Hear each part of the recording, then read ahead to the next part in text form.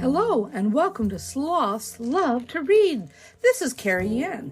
Today we have an exciting story called You and the Universe by Stephen Hawking with Lily Hawking. Stephen Hawking was a very, very famous scientist, philosopher, and he delved into the astronomy and cosmology. He is a very, very well-known scientist and mathematician, and he was very, very intelligent man. I hope that you will enjoy this wonderful picture book, You and the Universe by Stephen Hawking. Let's get started.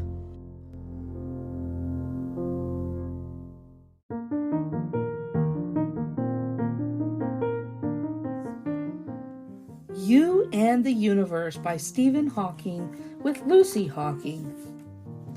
Although I cannot move and I have to speak through a computer, in my mind I am free. I have spent my life traveling across the universe inside my mind. I have tried to answer some really big questions. What's inside a black hole? How big is the universe? How many stars are there? Is time travel possible? Are there aliens?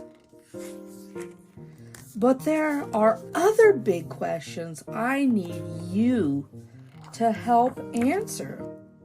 How can we take care of each other? How can we take care of the planet? How can we make the future a place we want to be? Every one of us at every age can think about these questions and come up with answers. When we see the Earth from space, we see it's home to all of us. One planet, one big family. We are here together. We can learn to live together with kindness and respect. I have been lucky in my work to help people understand the universe, but it would be an empty universe if it were not for the people we love and the people who love us. We are all time travelers journeying together into the future. Be brave, be determined. Let's work together to make that future a place we want to visit.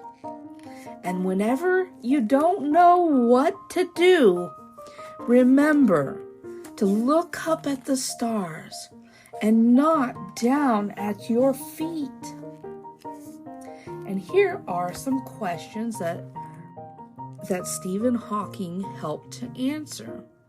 What is inside a black hole? Black holes are born from very large stars.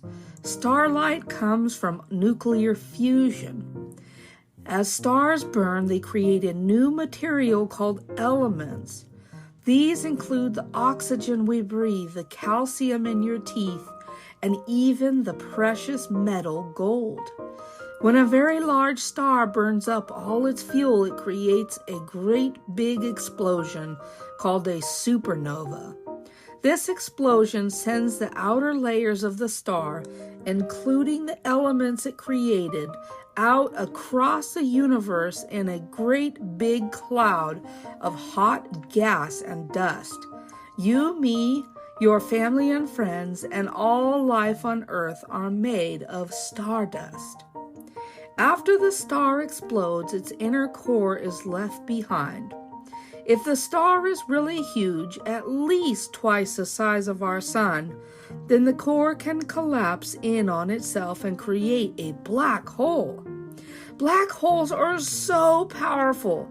They drag in all the bits and pieces of everything that is unlucky enough to come close. This could include ripped up pieces of stars, planets, and all kinds of space junk. Black holes are so far away that no one has ever visited one. Although scientists have now taken a beautiful photo of a black hole, maybe one day we'll be able to peek inside. And here's the next question. How many stars are there?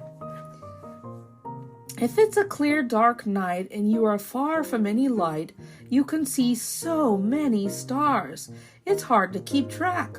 Scientists who study stars are called astronomers. They use telescopes, some on Earth, some in space, that can see for huge distances. And they have powerful computers which work with the telescopes to make maps of the sky. Using these tools, astronomers have been able to tell us there are around 100 billion stars in our galaxy, the Milky Way. In the whole of the universe, there could be as many as 1 billion trillion stars. You'd need a lot of fingers to count all those stars. And here's the next question. How big is the universe? The quick answer is, it's enormous. Let's start close to home. The moon is 237,000 miles away from Earth. It takes around 3 days to get there, traveling in a spaceship. Our solar system is made up of Earth's neighbors, the family of planets and objects that, like Earth, rotate around our sun. The nearest planet to Earth is our solar system is Mars, but it's still really far away. A journey in a spaceship to Mars would likely take astronauts around 9 months. But if we zoom out of the solar system and travel out into the Milky Way, then we start to get an idea of how big the universe really is. If we were to voyage across the whole of the Milky Way in a super speedy spaceship traveling at the speed of light, it would take us 150,000 years. And the Milky Way is only one of billions of galaxies in the universe. This means the universe has to be super duper huge to have space for all these galaxies with their stars, planets, black holes, and asteroids. We can only see a piece of the universe through our telescopes, and we call that the observable universe. It is 93 billion light years across, meaning it would take light 93 billion years to go from one side of the observable universe to another. We might not ever get to visit that far away or even get to know what goes on in the far reaches of the universe. As far as we humans know, the universe is infinite, which means that it goes on and on and on and is bigger than we could have ever possibly know. There are a couple more questions in here, but I would like to skip those for now and go over to a little bit about Stephen Hawking. Stephen Hawking was one of the greatest scientists of all time, and his work continues to have a big impact today. He spent his career making important discoveries about the nature of black holes and how the universe began. Stephen wanted everyone to understand what his work and his fellow scientists' work meant. So he spent a lot of time thinking of simple ways to explain complex science to make it interesting and accessible to as many people as possible. Stephen wanted to leave a legacy for the scientists of the future. Toward the end of his life, he wrote a statement about the importance of science and technology, our shared future as humans on this planet, and the extraordinary ability of humans to solve big challenges.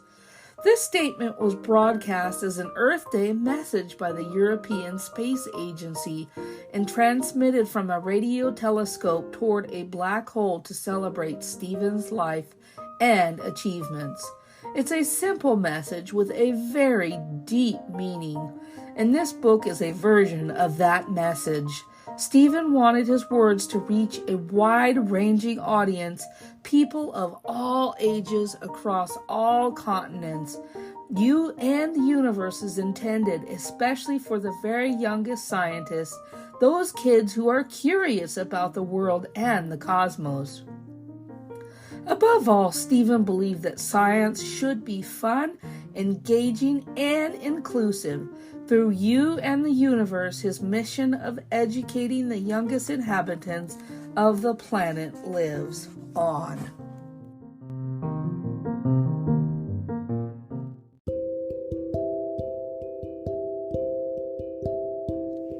Oh, what a wonderful story, and I absolutely love space and the science of space and stars. It's just so wonderful. I hope you've enjoyed this beautiful story and this wonderful message in You and the Universe by scientist, mathematician, and cosmologist Stephen Hawking and Lucy Hawking. I hope you've enjoyed this wonderful story. You can find this book wherever books are sold and on Amazon. I hope you have a wonderful rest of your day. Bye-bye for now, everyone.